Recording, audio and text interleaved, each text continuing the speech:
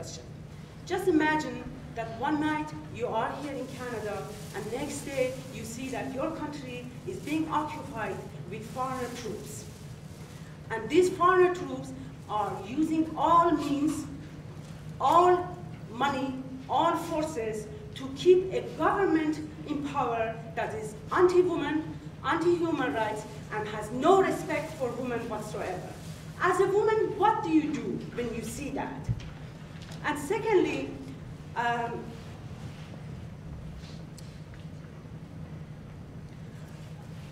regarding Canada pulling out the troops from Afghanistan, I think the first question that you need to put forward is why Canada is in Afghanistan initially?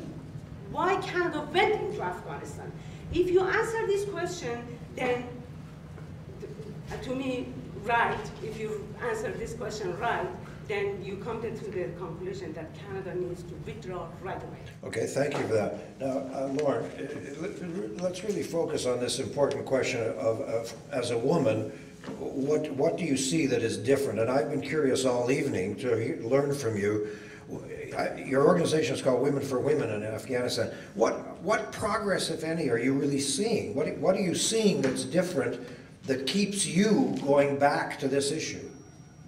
I think that's a bit of the same question. Well, I can't really answer that question because I don't see this as an occupation. It's, to be uninvited is different from being invited. A security assistance force that's there at the invitation of an elected government is just simply not the same thing as an occupation. In terms of why is Canada in Afghanistan, I can't answer that for the government, and it's probably not really the reasons we would like to believe, but why Canada should be in Afghanistan is to protect and promote universal human rights for Afghan men and women, and to support Afghans' efforts in peace building. Progress that's happening. I think one of the highlights is the growth and spread and capacity building that's been taking place in the women's movement and the work that independent women's organizations are doing throughout the country, often at great risk to their life. There's been legislation, one piece of legislation is now at the stage of parliamentary approval to criminalize domestic violence in all of its forms in Afghanistan. So that's a really groundbreaking piece of law. There's been legal aid clinics set up. When I first started working in Afghanistan, to my knowledge, there wasn't a single women's shelter in the country. There's now 10 in different provinces. That's not enough for the scale of domestic violence in the country, but that's still something for a reasonably short period of time. There's women starting their own businesses with microcredit assistance from different organizations. There's women who are farming and getting livelihood assistance, little things like giving them some chickens so they can have some eggs so they can sell them on the market and support themselves. There's a huge number of women-headed households in the country because of all the men that have been killed in war. So finding ways to help them support themselves and their families is really important. There's been a huge increase in access to primary health care through creative strategies like mobile health care units that go out to the villages. Women participated at, I think, a higher rate than women in Canada participate in elections, in the parliamentary elections. They went out and registered and they voted. Not all of them could vote. Many of them were stopped by intimidation from male family members or from militias, but many of them went anyways, even when it was dangerous. And I think that's a real testament to the kind of government that they want, the kind of political system they want. And I don't want to paint a picture of everything being rosy, because it's simply not. But we have to be realistic. And by being realistic, we need to be idealistic. We need to look at what's been done successfully and keep building on that, and we need to stay in it for the long run.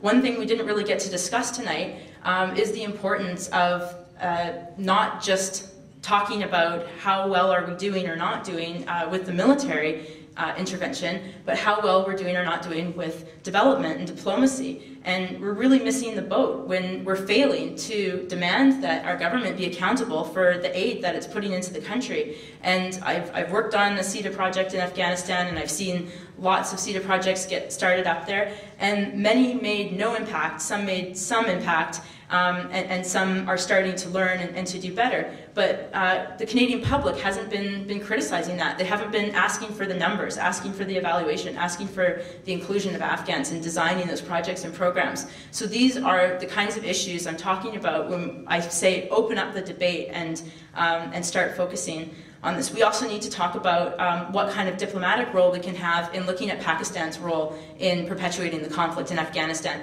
That's been totally unaddressed by our politicians, by the political parties, and by many of the commentators. And it's really an urgent issue. Some Afghans have said to me, you know, maybe NATO also needs to be in Pakistan because so much of the source of the conflict is coming from that side of the border. Got a lot of questions, so let me move on. We've got so many questions. Let me try and move quickly, and I'm going to ask everybody to try and keep their questions and answers short. You were next, madam, please. My question is this. We hear a lot in the media about these improvised explosive devices. Now, we only hear about the soldiers who are being killed in Afghanistan. It's hard to believe there aren't a lot of Afghan people being killed by these as well. Yes, sure.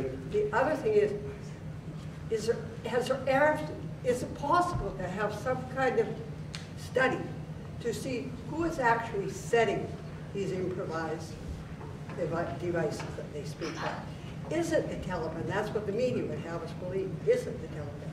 Or is it the resistance to occupation? Who wants this? Somebody want to comment on that?